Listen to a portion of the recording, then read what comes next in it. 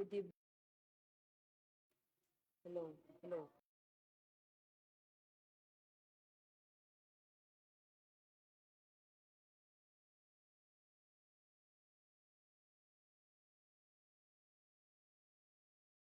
Hello. Hello.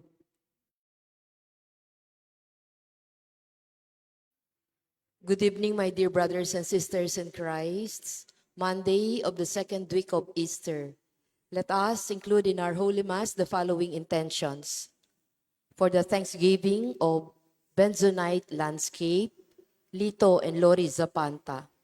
For the birthday Thanksgiving of Jess Balinas, Albert T. Gintu, Delmar Laksamana, Zenly May Bilbao, Alma Saludares, Alexandra K.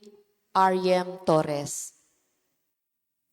For the special intentions of Miguel Carlo C. Galian, Miguel Pangilinan, John Ray Michelle Davina Abalos, Edgardo and Beth Palo, Lynette Nukum and family, Helen David, Tita Bermudez, Eleanor Ventura, Jeremy Robes, Arman and Mariet Nang, Rosana Reyes, Jimmy and Inday Santo Domingo, Patrick and Sarah Gokwinko, Cyril Lacson, Pristine Kalina, Debbie Razon, Remedios Razon.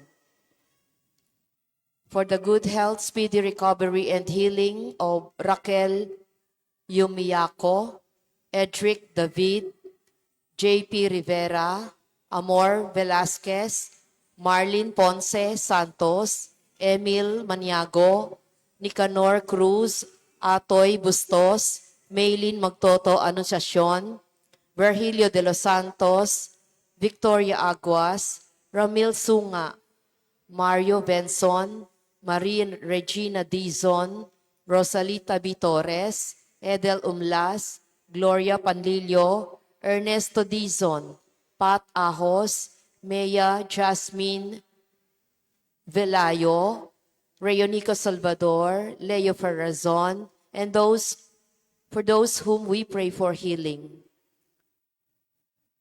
For the eternal repose of the souls of Maria Agnes Aison, Democrito Aison, Martin Angeles, Jesus Collis, first year death anniversary, Ethel Pedres,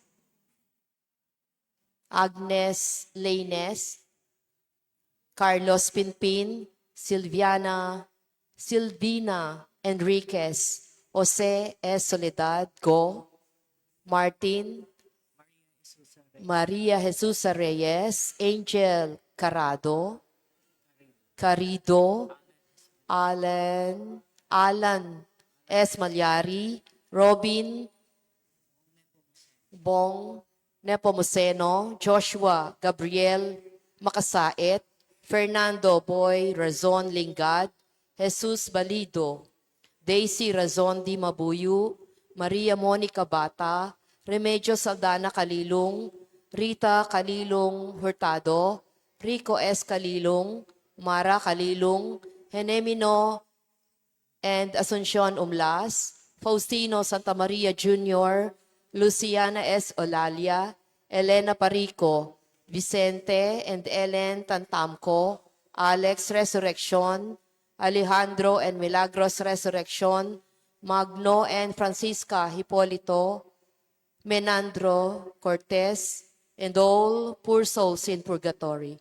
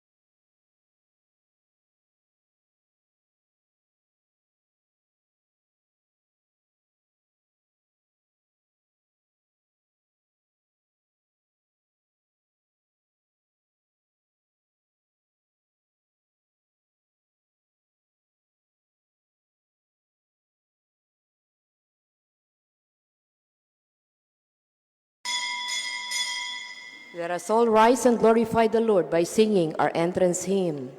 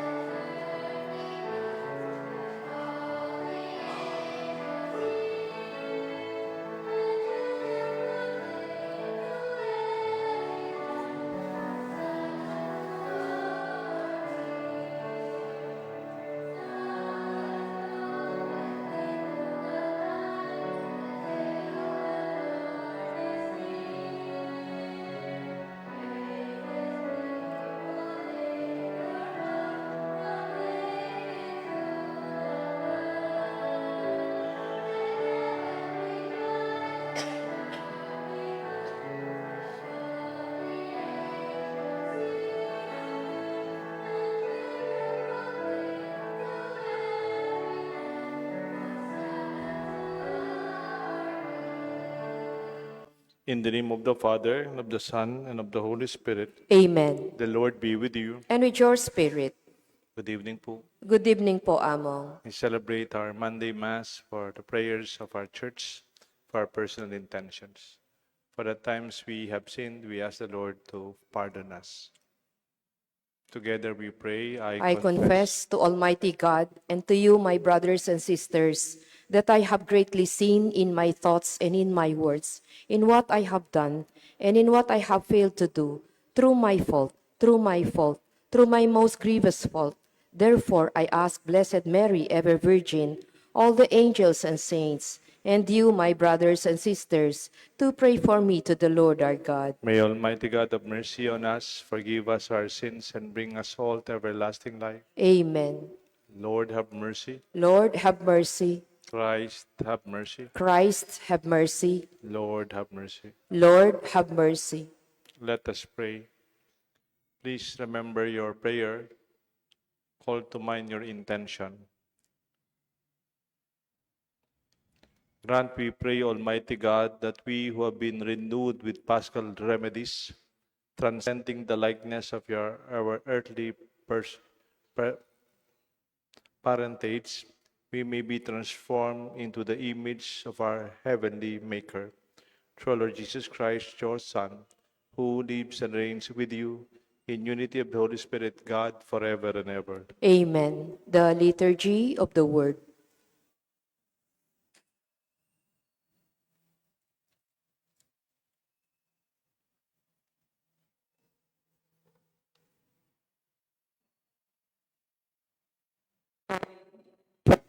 Of the Apostles. After they released Peter and John, went back to their own people and reported what the chief priests and elders had told them. And when they heard it, they raised their voices to God with one accord and said, Sovereign Lord, maker of heaven and earth, and the sea and all that is in them, you said by the Holy Spirit, through the mouth of our father David, your servant, why did the Gentiles rage and the people entertain folly? The kings of the earth took their stand, and the princes gathered together against the Lord and against his anointed. Indeed, they gathered in the city against your holy servant Jesus, whom you anointed. Herod and Pontius Pilate, together with the Gentiles and the peoples of Israel, to do what your hand and your will had long ago planned to take place. And now, Lord, take note of their threats and enable your servants to speak your word. With all boldness, as you stretch forth your hand to heal, and signs and wonders are done, through the name of your holy servant Jesus, as they prayed, the place where they were gathered shook, and they were all filled with the Holy Spirit, and continued to speak the word of God with boldness. The word of the Lord. Thanks be to God. Responsorial Psalm, let our response be, Blessed are all who take refuge in the Lord. Blessed are all who take refuge in the Lord. Why do the nations rage and the peoples utter folly? The kings of the earth rise up, and the princes conspire together against the Lord and against his anointed. Let us break their fetters and cast their bands from us. Blessed are all who take refuge in the Lord. He who is throned in heaven's laughs, the Lord derides them. Then, in anger, he speaks to them. He terrifies them in his wrath. I myself had set up my king on Zion, my holy mountain. I will proclaim the decree of the Lord. Blessed are all who take refuge in the Lord. The Lord said to me, You are my son. This day I have begotten you as of me, and I will give you the nations for an inheritance, and the ends of the earth for your possession. You shall rule them with an iron rod. You shall shatter them like an earthen dish. Blessed are all who take refuge in the Lord. Let us honor the Holy Gospel.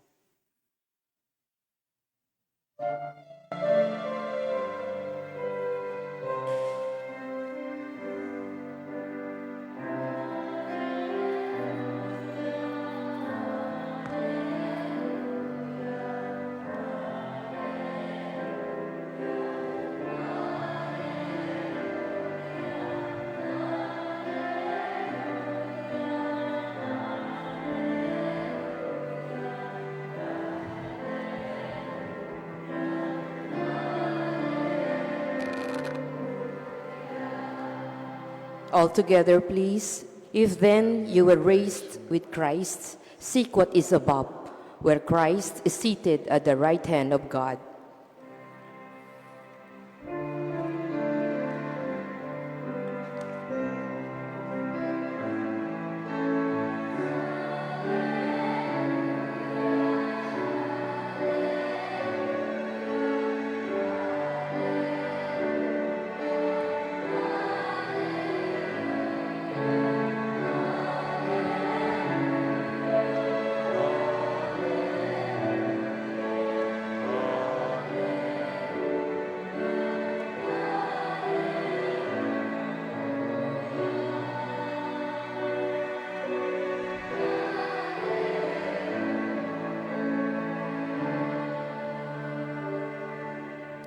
The Lord be with you. And with your spirit, A reading from the Holy Gospel according to John. glory to you, O Lord. There was a Pharisee named Nicodemus, a ruler of the Jews. He came to Jesus at the night and said to him, Rabbi, we know that you are a teacher who has come from God, and no one can do these signs that you are doing unless God is with him. Jesus answered and said to him, Amen, amen, I say to you, unless one is born from above, he cannot see the kingdom of God. Nicodemus said to him, How can a man once grown up be born again? Surely he cannot re-enter his mother's womb and be born again, can he?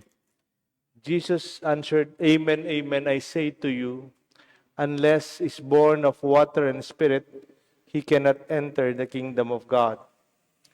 What is born in flesh is flesh, and what is born of spirit is spirit.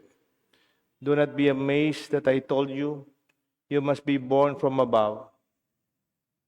The wind blows where it wills, and you can hear the sound it makes, but you do not know where it comes from or where it goes. It is with everyone born of the Spirit. The Gospel of the Lord. Praise to you, Lord Jesus Christ. In the name of the Father, the Son, the Holy Spirit. Amen. Not the typical. Yung typical, yung expect mo naman kung sino. Yung palasimba, yung madalas sa simbahan, yung nagsiserve sa simbahan, yung naka-uniform, yung kasama sa mga organizations na mandated, yung bata pa sa simbahan na, ang tawag dyan, typical. Meron nga kaming dating parish priest. Dati nyo rin parish priest yata nung bata pa siya. Si Father Jack Lennon. Sorry sa term niya, no? Kasi nagsisimba ko na sa kanya. Nagsisimba rin yung nanay ko. Kayong na nga matagal nang nagsisimba, sabi niya, marami ng ostyang inyong naubos. Marami na kayong nasimba. Pero tinatawag ng Diyos yung the non-typical. What do you call the non-typical? Yung hindi natin kauri o kapareho. Halimbawa, hindi sanay na nakikita sa simbahan. Kamukha ni Nicodemo. Si Nicodemo, hindi naman siya follower ni Jesus. He's not the typical follower. Hindi naman siya pumupunta sa mga preaching ni Jesus. Hindi naman siya lantaran na sumasama kay Jesus. Hindi man papansin kasama. In fact, tignan nyo dito. Sandali lang po, no?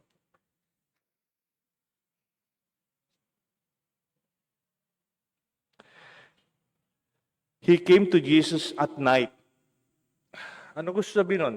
Pumupunta kay Jesus paggabi, pag madilim, pag walang nakakakita, pag walang tao.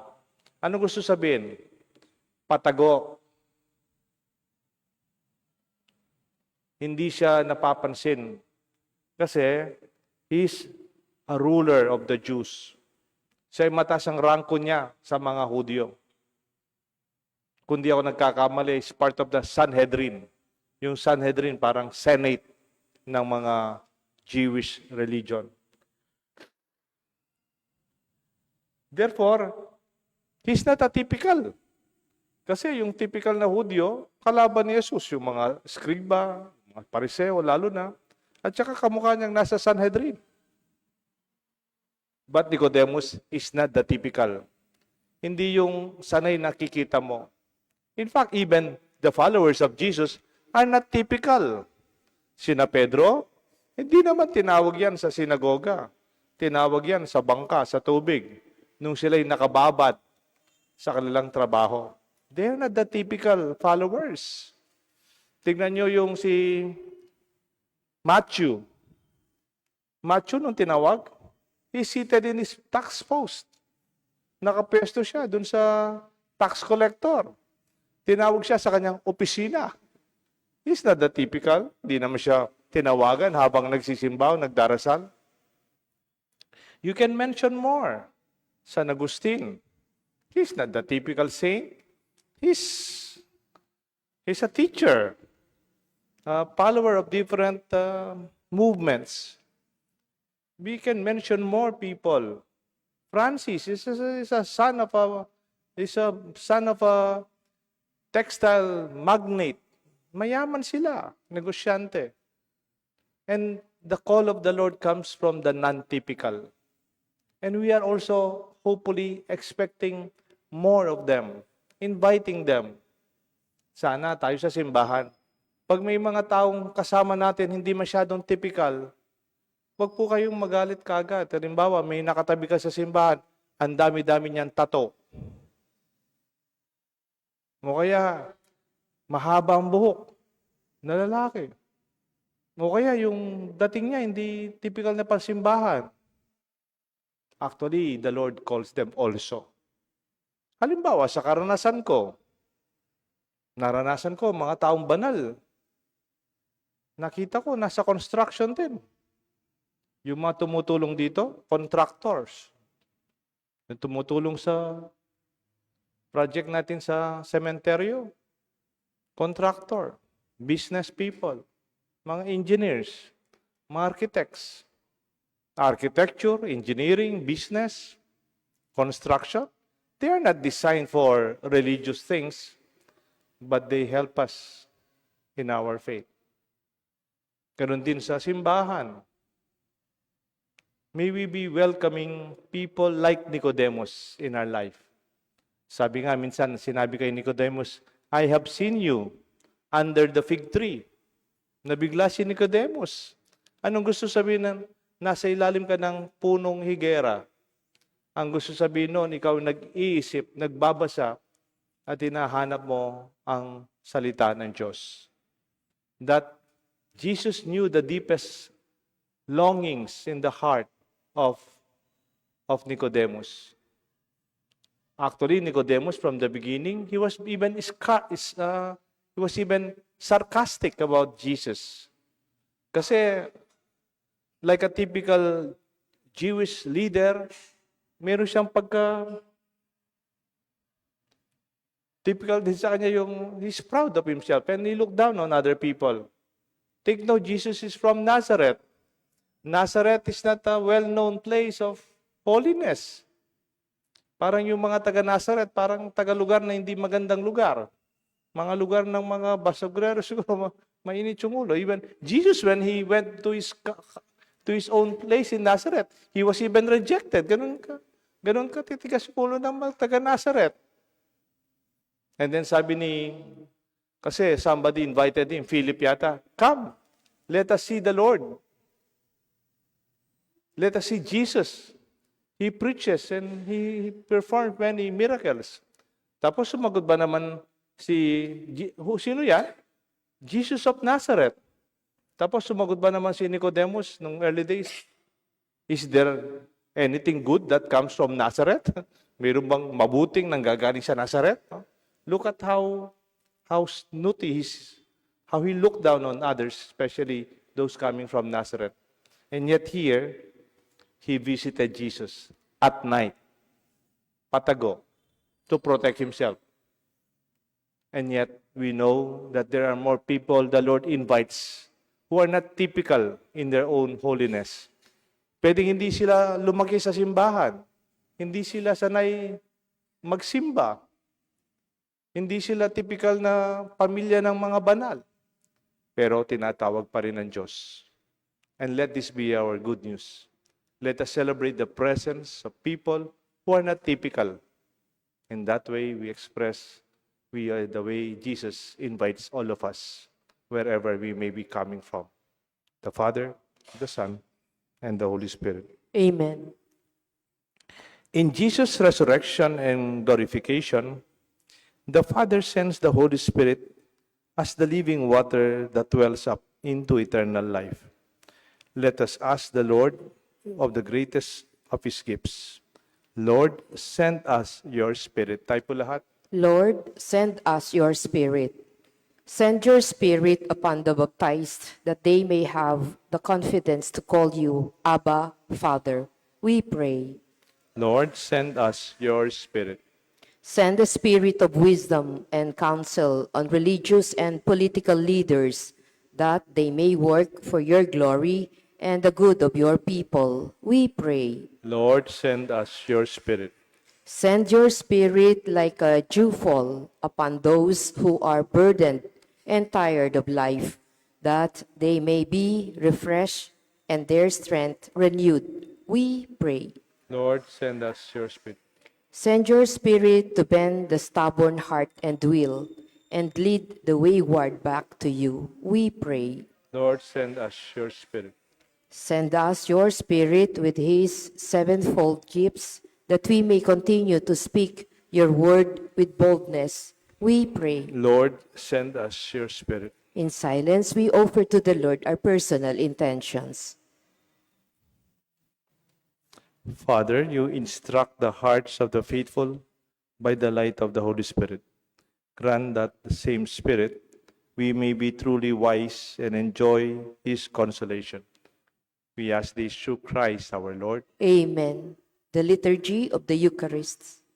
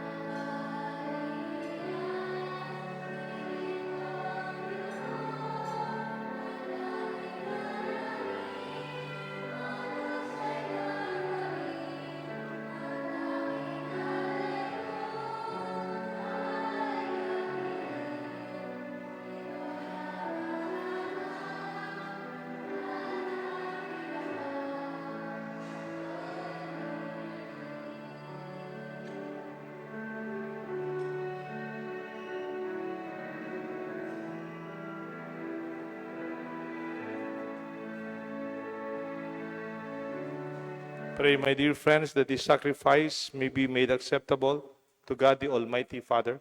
May the Lord accept the sacrifice at your hands for the praise and glory of his name, for our good and the good of all his holy church. Receive, O Lord, we pray, these offerings of your exultant church, so as you have given her cause for such great gladness.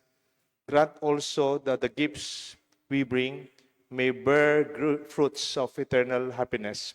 We ask this through Christ our Lord. Amen. The Lord be with you. And with your spirit, Lift up your hearts. we lift them up to the Lord. Let us give thanks to the Lord our God. It is right and just. It is truly right and just, our duty, our salvation, always and everywhere to give you thanks, Lord, Holy Father, Almighty, Eternal God.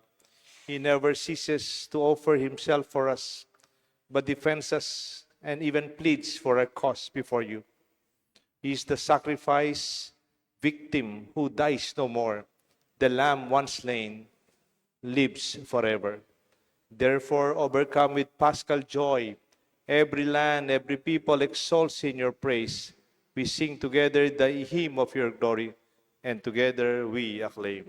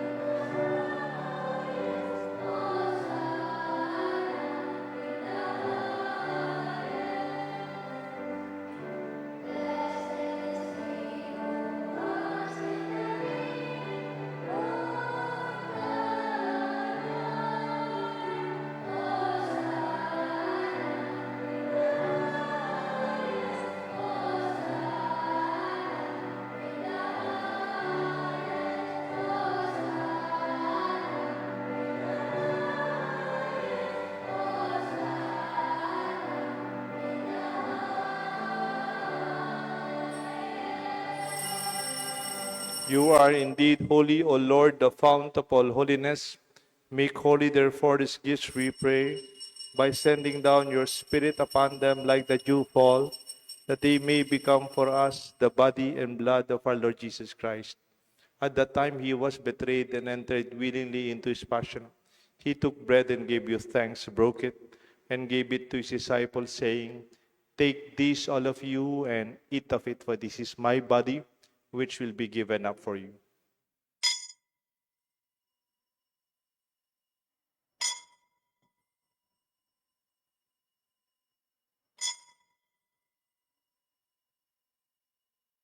In a similar way, when supper was ended, he took the chalice, once more giving thanks. He gave it to his disciples, saying, Take this, all of you, and drink from it, for this is the chalice of my blood, the blood of the new and eternal covenant. It will be shed for you and for many, for the forgiveness of sins. Do this in memory of me.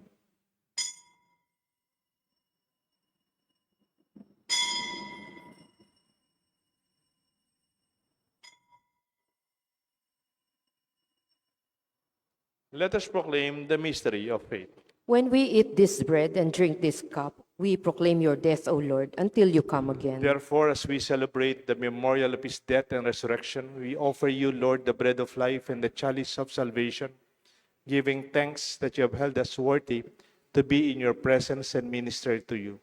Humbly we pray that partaking of the body and blood of Christ, we may be gathered into one by the Holy Spirit.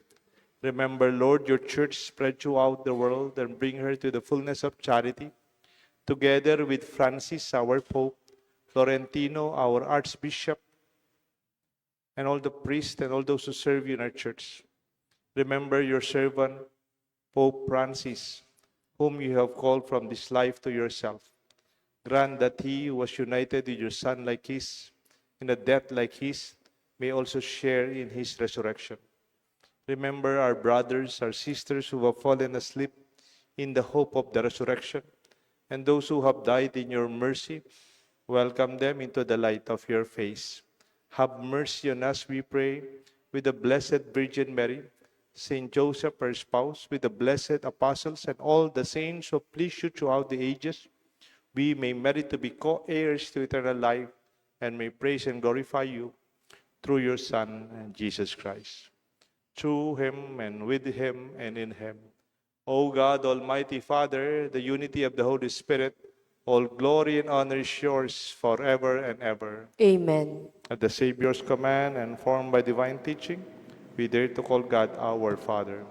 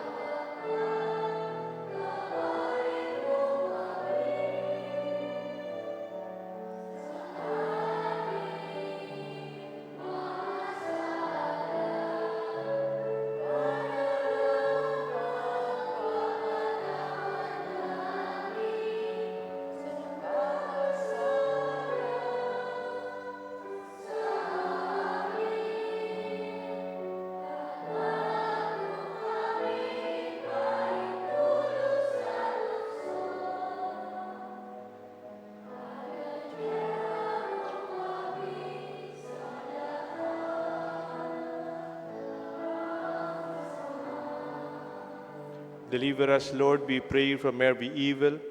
Graciously grant peace in our days, that by the help of your mercy, we may always be free from sin and safe from all distress, as we await the blessed hope and the coming of our Savior, Jesus Christ. For the kingdom, the power, and the glory are yours, now and And forever. Lord Jesus Christ, you said to your apostles, I leave you peace, my peace I give to you. Look not on our sins, but on the faith of your church, and grant us the peace and unity of your kingdom, where you live forever and ever. Amen. The peace of the Lord be with you always. And with your spirit, We share with one another the peace of the risen Lord. Please be with you. Lamb of God, you take away the sins of the world, have mercy on us. Lamb of God, you take away the sins of the world, have mercy on us. Lamb of God, you take away the sins of the world, grant us peace.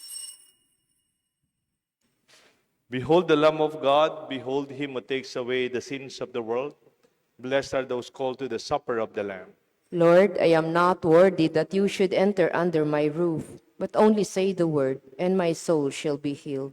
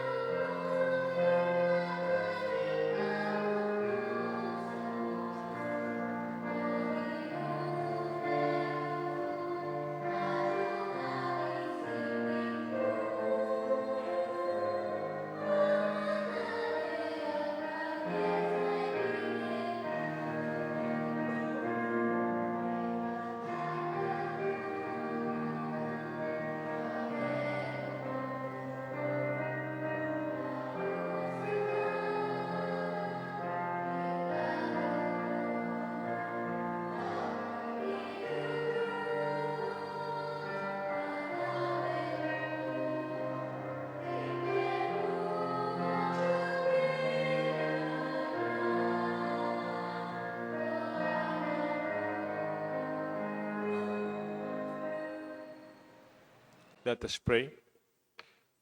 Look with kindness upon your people, O Lord, and grant, we pray, that those who were pleased to renew by your eternal mysteries may attain in their flesh the incorruptible glory of the resurrection. We ask this through Christ our Lord. Amen. The Lord be with you. And with your spirit. May the blessings of Almighty God rest upon you and your loved ones, the Father, and the Son, and the Holy Spirit. Amen. God does not only call the typical, but even goes beyond the ordinary people, who may always be invited like Nicodemus to be part of his mission. Our Mass is offered. Let us go in peace. Alleluia, alleluia. Thanks be to God. Alleluia, alleluia.